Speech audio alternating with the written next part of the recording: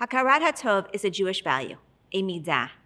It means lehakir, to recognize that which is good, and upon recognition, to acknowledge it. Jewish tradition has many ways for us to perform Hakarat HaTov.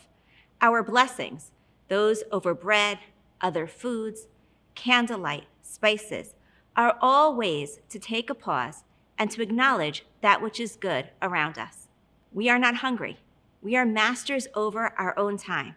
We are able to rest as we choose. We are able to delight in that which the world provides us. These are all acknowledgments of that which is good, performance of the act of Hakarat HaTov. The blessing Shehecheyanu is probably the one most associated with Hakarat HaTov.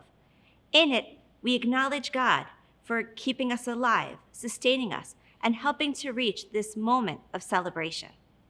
Judaism tells us not to take for granted the opportunities we are given to mark special events in our lives, reaching milestones, or celebrating holidays together. Taking a pause, to breathe deeply, to look around with wonder, to admire someone or something beautiful, are all simple ways to perform the act of Hakarat HaTov.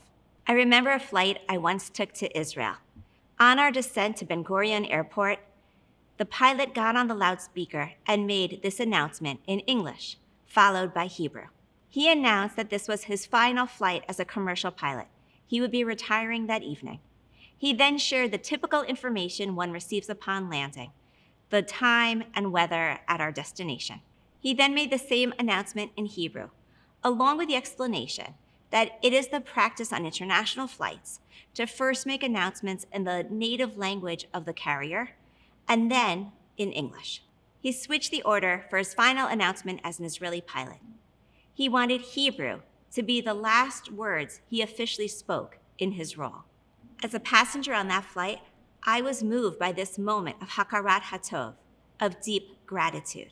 This pilot celebrated the success of having achieved a full career, representing his people, the citizens of a very young country, with a reborn Hebrew language on his tongue.